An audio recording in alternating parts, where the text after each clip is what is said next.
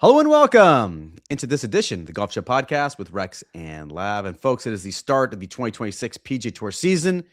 We've made it. It gets underway on Thursday with the Sony Open in Hawaii. But Rex, as has been the case for a lot of weeks since 2022, we have to first start with all the action off of the golf course and the continued reaction, not necessarily the blowback, but the reaction to the Brooks Koepka news that was announced on Monday.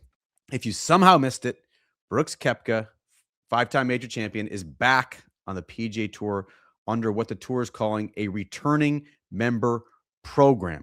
You'll see him in a couple of weeks first at Torrey Pines. I'll see him the following week at Phoenix. What have you been hearing from folks in the industry and players as it relates to this news?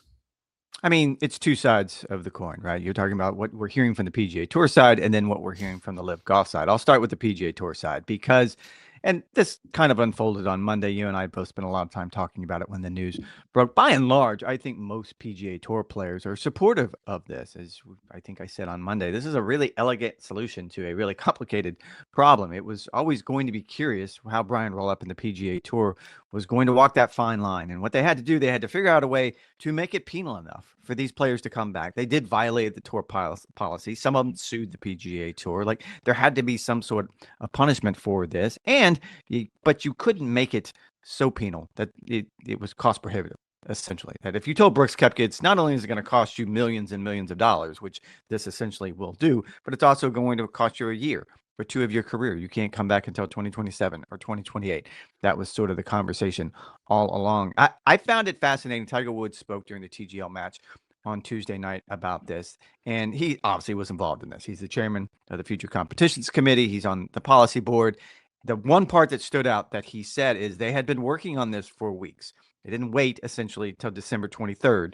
That's when, quote, no days off, Tiger said. No days off. And I don't think Tiger takes days off, essentially, when it comes to what he's doing now with the PGA Tour, based on what I've been told. But that was fascinating to me because it goes back to what we talked a lot about on Monday, which you and I have sort of touched on in the last few days. We knew this was coming for a long time, not just weeks, not just months, probably years, that Brooks was going to be the one that walked through the gate. And what was the pathway going to look like? So on that front, there's going to be some player pushback. But if you look at it from 30,000 feet, which I think most players I talk to, seem like most players you talk to, did that, it's not going to take anything away from anyone. Actually, he's going to add to fields. They're not going to collapse fields because of him. If it's a 120-player field and they have to add him, not only does it go to 121, but if they want threesomes, it's going to go to 123 because you have to have a threesome to account for that. So there's going to be players who actually benefit from this. He's not going to take anything away from anyone at the end of the season on the FedEx Cup points list. Everything they did was to appease the membership and to prove that we're doing this punishment, and also to make the pathway back welcoming enough for Brooks. On the Live side, they actually had essentially their media event the last few days in South Florida. It was interesting to hear the other three players. And look, this was geared towards four very specific players with a very specific window. They wanted Jon Rahm, they wanted Cam Smith, they wanted Bryson DeChambeau. All three of them said this week down at the Live media event that they were staying loyal to Live Golf. That's at least in the short term. And again, this is a small window. This window's only open until February 2nd for them to take this. So there is a time element to this. But as of right now, I think the dominoes that the tour hoped would fall aren't, but that doesn't mean they won't. Yeah, I want to get to that in a second. I've got the clips because I feel like it was a situation where the transcripts didn't necessarily do justice to what the audio and the visual actually was. You have the Cam Smith clip? I can't wait. I want to see this. I read it. I want to see the clip.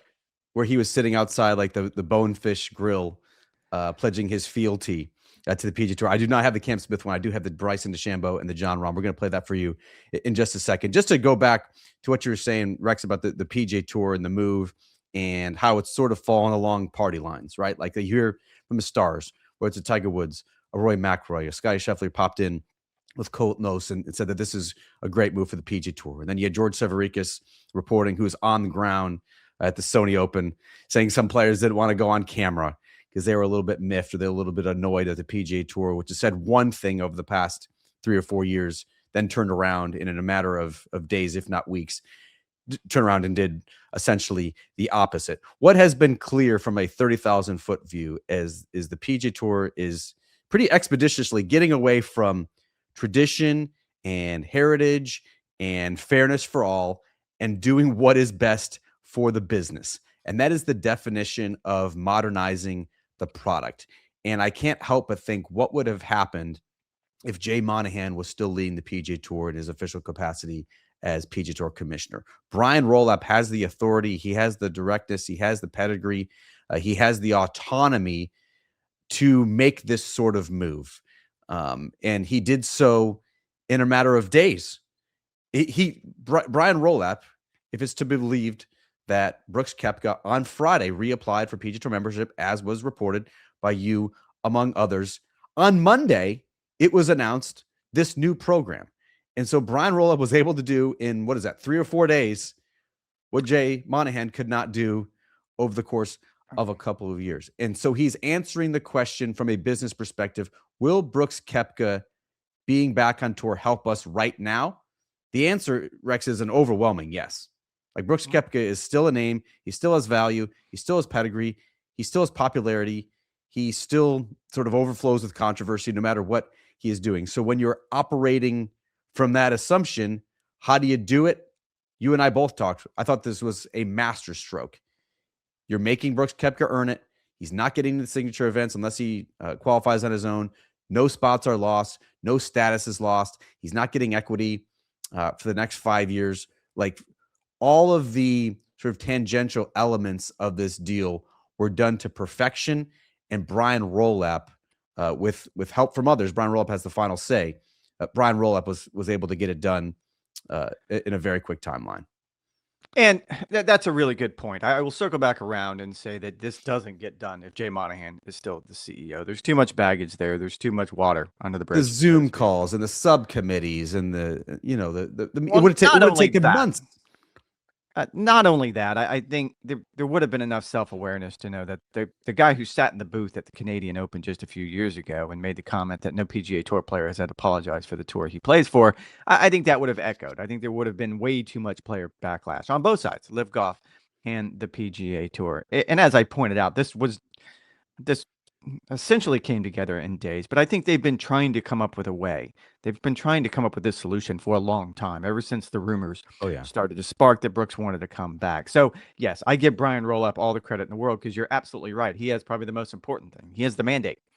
Like you can sit and come up with the ideas and you can kick things around and try to get Tiger Woods and everyone else to sign off on it. But the one thing Brian had that Jay Monahan probably would not have had in this situation is the mandate from the players that, yes, this is something that has to happen.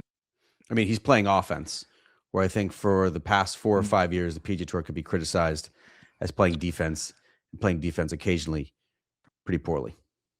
I will say, and you and I had we had a pre-pod meeting. We have those things. I know you guys don't believe it, but we actually have those things. And I'm going to sometimes, and there was a conversation on Monday late in the afternoon between just some folks internally at the golf. Do not name names. Absolutely do not name names. Not going to name names. Not going to name names. But one of those people felt like this was a body blow, a possible debilitating body blow for Liv Golf. And I pushed back.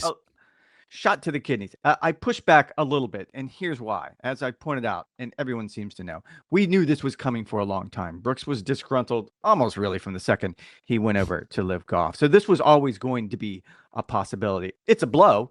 Trust me, this gives the tour leverage for the first time in a really long time in whatever the ongoing conversation is between the two sides. A true body blow would have been if one of the other three players, we're talking about Jon Rahm, Bryson DeChambeau, and Cam Smith, if they decided to jump ship. And I don't think Liv Golf is giving up on those three as easily as they gave up on Brooks. According to one source I spoke to at Liv Golf, essentially the conversation between Brooks and the governor of the Public Investment Fund was, if you're not happy, we don't want you here, with 1 year left on his contract. So that was a pretty easy conversation for Brooks to walk away from. I don't think it's going to be that easy of a conversation for Jon Rahm or Bryson DeChambeau. Yeah, let's transition here because you're right. This returning member program does apply to 3 players and 3 players only. Those are the only players who have been away from the PGA Tour for at least 2 years. The only players who have won a players championship or a major championship since 2022. That was explicitly outlined. And Rex, everyone was like pointing to oh, this is another move by Tiger Woods to keep Phil Mickelson out of it. Phil Mickelson won a major championship in 2021. He should have been roped in as well. Live started in 2022.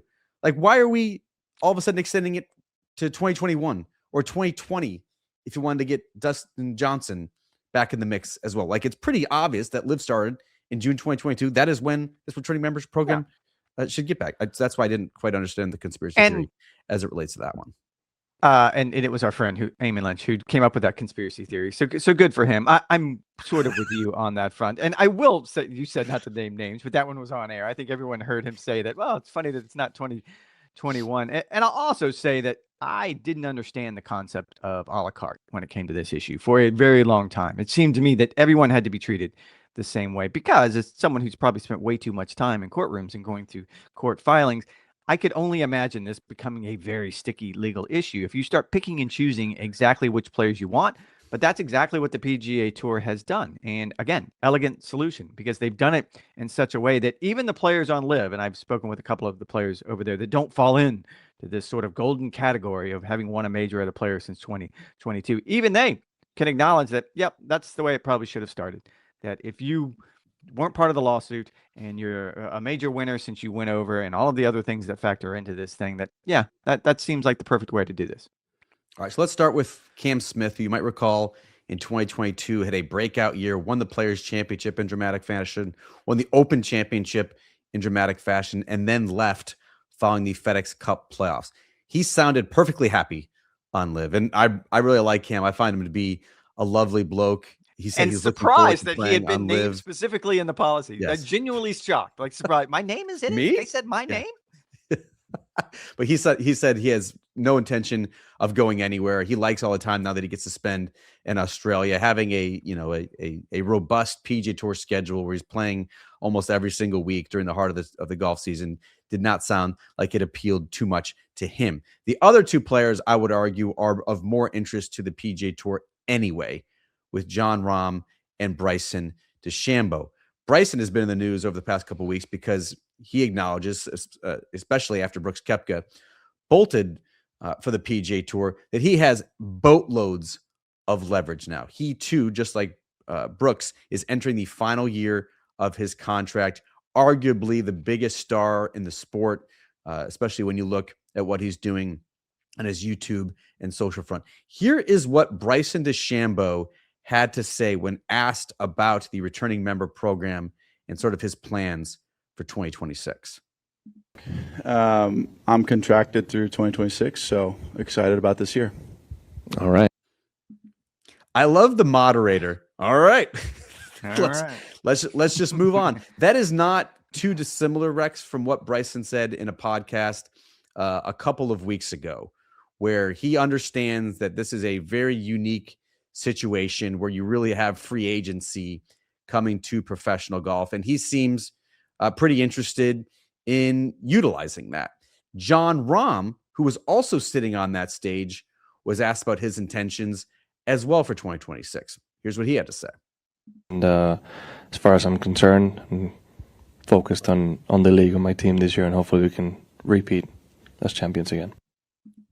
Yeah, I'm not planning on going anywhere. So very similar answer to what Bryson gave. Not planning on going anywhere.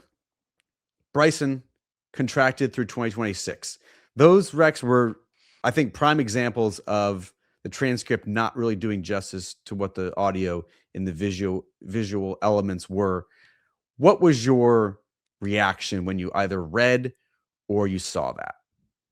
I think first and foremost, you have to look at what, of course, they're going to say. They're at a Live Golf media event, to get ready for the start of the season. So I'm not quite sure what else you expected. I just texted you the social media post from Bryson DeChambeau, which is sort of on the other side of this. They said what they needed to say in that particular setting. And again, I don't know that there's going to be the open door for these players like it was for Brooks. Brooks, it seems to me the negotiations between the Public Investment Fund and Brooks to get out of that last year was pretty clear cut, pretty easy. I don't think it's going to be nearly that easy. Certainly not for John Rahm, and I wouldn't imagine for Bryson DeChambeau. That's the picture, though, that Bryson put on social media. Here, put it back up again. And look, this is his cute way of sort of trying to make headlines, I guess. But is he talking about leaving to go back to the PGA Tour? Is he going to try a new type of creatine? Like, I'm not quite sure what he's getting at there, but that's the fun, Rex. That's part of the viral trend. He was jumping on a viral trend, and now he wants to keep people guessing. See, it's fun. And to his brand, I'm very impressed with the way he's been able to do this. And you're absolutely right. I mean, if anyone has an enormous amount of leverage right now, it's going to be Bryson DeChambeau, because if Live Golf lets him walk away, he's not the best player on the planet, but he is by far the most popular player on that tour. He's the one that could possibly make them relevant in the United States. They've had success overseas. If you want to break through more in the United States, it's going to be really based on what Bryson DeChambeau is able to do in the future. We all saw what happened when he won the U.S. Open at Pinehurst, beat Rory. It turned into a phenomenon for a few weeks, and I think that's what they need if they're going to continue to build momentum in the United States. But he's going to be in a position where he probably wants another nine-figure payday. And I don't know that Live Golf, by all accounts, they don't give those out anymore. So it will be interesting negotiations. Yeah, look, the quote that I'm contracted through 2026, so I'm excited about this year. If you step back, almost every player who is in this position, on my Jags, let's say on your Orioles, they talk like this entering the final year of a contract. That's because it's a negotiating ploy. Bryson DeChambeau has leverage, just like a player in the NFL or Major League Baseball might have leverage if they are a big star and they have the owner, the GM, essentially in a headlock. They want to utilize the leverage that they do have. And I would anticipate Bryson DeChambeau giving a very similar answer for the entirety of the season and stringing out this will he or won't he decision. Why? It's a good business move. He knows that he has the power here and he intends to use it. Rex, do you actually believe Bryson DeChambeau when he says that he could leave Live? He doesn't necessarily need the PGA Tour, and he could just be a YouTube golfer. He says it's very profitable. I don't think there's any reason to discount that assumption or that assertion as well. But could you foresee a scenario in which he just does YouTube stuff and then reappears at the major championships if somehow these negotiations sort of fall apart? I don't think anything Bryson DeChambeau would do would surprise me. However, on this front, I don't know if it would play out the way he thinks, only because he can say he just wants to be a YouTube golfer and he can play the 4 majors and really spend his time creating content. And he's really good at creating content. I'm not taking anything away from him, but a player, and Bryson is wired differently, but a player like Bryson DeChambeau, when you reach that level, it's the competition that drives you. He's not doing anything for paydays anymore. I'm not even quite sure he's doing anything for trophies anymore. This is all about the competition. Tiger Woods has talked about this a lot over the course of his career, getting out and getting in the mix and seeing exactly if you can pull off the shots when you need to, coming down the stretch when the pressure is the most. You're not going to have that if you're a quote unquote YouTube golfer. So I know where he's coming from, and it is an entertaining concept to me, but I don't think he or any other PGA Tour player at that level is really wired that way. That's why I think he's so different. And I wrote about a little bit in 2025, the other stuff that he does, this like course record series that he has, the Breaking 50 series that he has. I do think there are some elements of that can actually help him situationally in tournament golf, but just relying on that sort of mentality, that sort of mindset, that sort of skill set, there's no way that can translate fully to major championship golf and the most pressure and the stress. He's using those series more for situational focus. He's using for how to sort of channel the adrenaline that he experiences when he's getting close to the end goal. Like, I can see how that could help you at certain points of a major championship, but you also need a scorecard in your hand. You might not need to play 25 events, but I think having at least a schedule of 6 to 8 events makes a lot of sense. And keep in mind, look, he does things differently than basically everyone else on the PGA Tour or the Live circuit. He almost never plays golf. He practices. He practices golf because he is trying to train a motion. He is trying to train a swing pattern. You have a Scotty Scheffler, or you have all the guys in South Florida. They love to play. They love to get out on the golf course and recreate shots and get in money matches, and that's how they fuel their competitive fire. Bryson has always been wired differently, where he does not like to do that at all.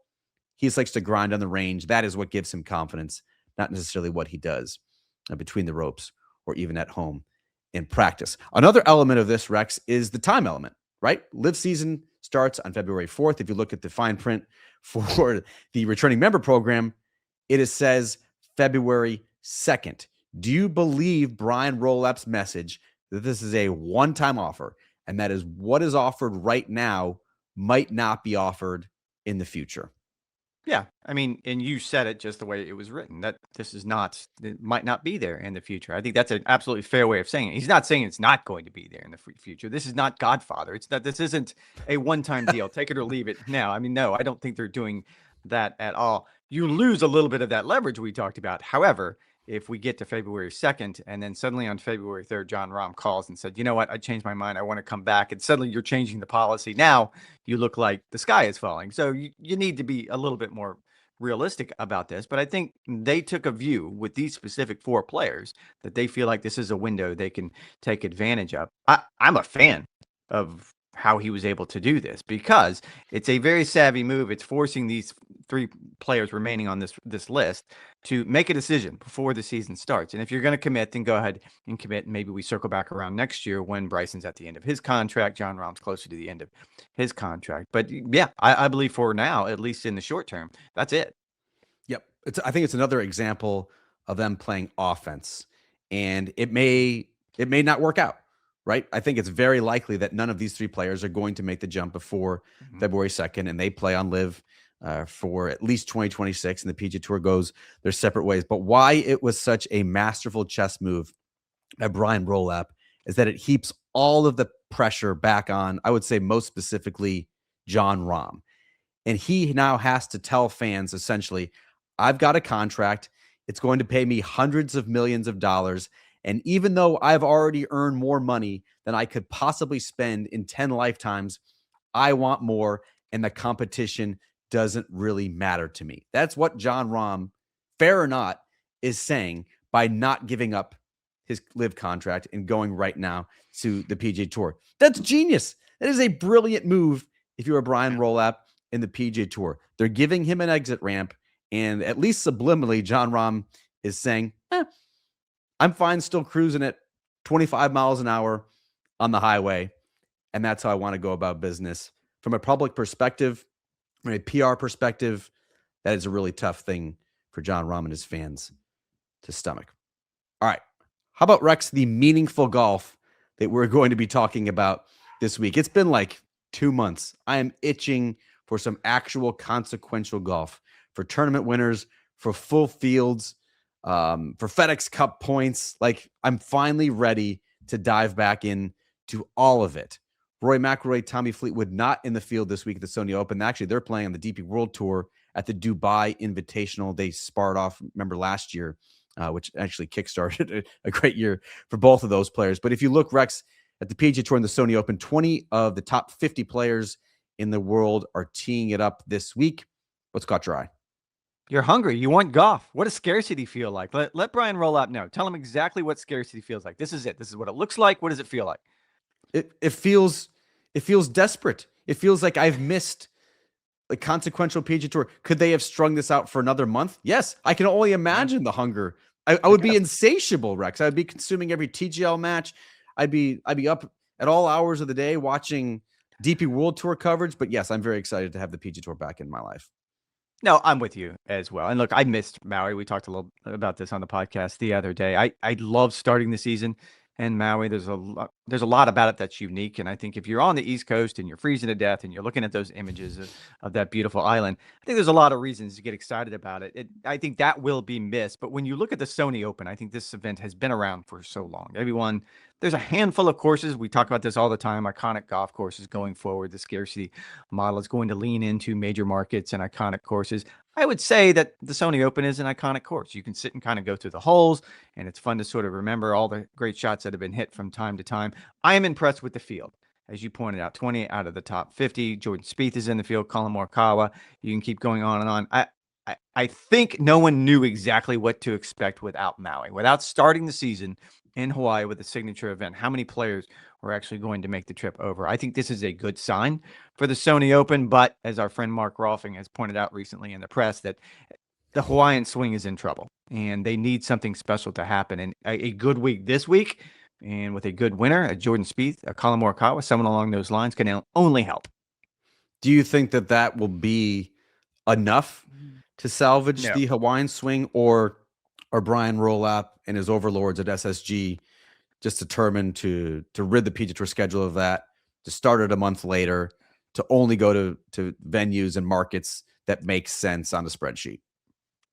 Well, first and foremost, I'm not quite sure. There's a lot of speculation right now that the Hawaiian swing is going to be the low-hanging fruit. And I think you can make a good argument. You and I have touched on it. The idea that it's really expensive to pack up the circus and send it all the way across the Pacific to have these 2 weeks in Hawaii. I think there's also the idea that these aren't major markets. And the tour and the folks who are making these decisions have been very clear. They want to be in more major markets going forward. That's the whole idea behind this future competitions committee. So that's two pretty big strikes against it. You're also losing sponsors. This is the last year for Sony. Certainly whatever's going on with Century this year because of the drought and the tragedy that went into it isn't helping the situation either. That's three really big strikes to start. And if you're in that room with Tiger Woods as the chair of the Future Competitions Committee, and you have the blank piece of paper and it's set before you, the first things you're going to do is start picking off the easy ones. And I apologize to Mark Rolfing, our colleague, is going to work hard to try to save the Hawaiian swing, but that is the low-hanging fruit right now. Yeah, it's just one of those situations where, again, the heritage, the tradition, the nostalgia, the good vibes that some of these tournaments, some of these venues, the spot in the schedule engenders. I think hardcore golf fans are probably going to miss it in 5 years if it gets lopped off. Will it just be like do you remember when the tour used to start in Hawaii? Or do they create such a appealing, compelling product for PGA Tour fans that's just sort of a necessary evil to get rid of it? The cost of doing business. I think that's certainly a possibility as well. As it relates to this week, you and I have spent a lot of time over the past couple of months because, again, we do not have consequential, meaningful golf to talk about. What's Scotty going to do in 2026? What's Roy McIlroy going to do for an encore? Who can challenge Scotty Scheffler and his reign of dominance? This week, we're actually going to start to get some answers toward that. And one of the things that I'm always excited to see at the beginning of a new year is who is going to step up and emerge. I don't think any of us would have had JJ Spawn or Ben Griffin or Andrew Novak on our short list of contenders for guys who are going to make a jump. But when you look at what happened in 2025, it was a close call for JJ Spawn at the Sony. That sort of led him to believe that something really cool was possible. Maybe he didn't know that it was going to lead necessarily to a loss in the Players' Championship and an eventual victory at the U.S. Open, but you can start to have some building blocks even in what is a pretty low-key tournament like the Sony Open. And so who is going to take the step? Is it going to be, Russell Henley, who sort of would be a JJ Spawn type character who maybe gets into the winner's circle in a major championship this year? Is it going to be Bobby Mack, Robert McIntyre, who I think is another player poised to take a leap after what he had a pretty successful 2025 as well? And so those are the answers, Rex, that I like to start to get into. Those are the sort of storylines, the topics, and the discussion points that you and I will be having on the Sunday night show on the Sony Open. Any other thoughts heading into the season open on the tour? We addressed a lot of controversial things on this pod in the last few weeks, and this one's going to be controversial. And our listeners are so dedicated, and I want to hear back on this one. I legitimately am curious. Is it okay to wear a hoodie on TV? Because you and I, as you can tell right now, that this is our uniform for the day. This is what we want to wear. This is what we're comfortable in. And a savvy person who watches this on TV will point out they're never wearing hoodies on TV. So I am curious of what our fans, what our folks who listen to this podcast religiously, dedicated, they would say about this. Because my argument is, in the modern age, if you get a big box of stuff, a big box of new Golf Channel stuff with a new logo on it, you can see it for right instance, there. And there's, for instance, I'm just throwing this out there, and it doesn't have a hoodie in the box. Isn't that kind of weird? I'm just asking. Yeah. And would you like us to wear it on Golf Today, for example? Yeah. Would it be weird if we were at a tournament and not wearing one? Here in Ponte Vedra, Rex, we got low temperatures in the 30s for essentially the next 10 days. I'm Yeah. 38 years old. I wear a lot of hoodies. You're decidedly older. You wear a lot of hoodies. Is this something that offends you as a viewer? I think we'd love to hear. You and I are love to flying hear to New that. York City on Sunday to do Golf Today, the shows next week. It is going to be freezing up there. Why in the world can't we wear hoodies?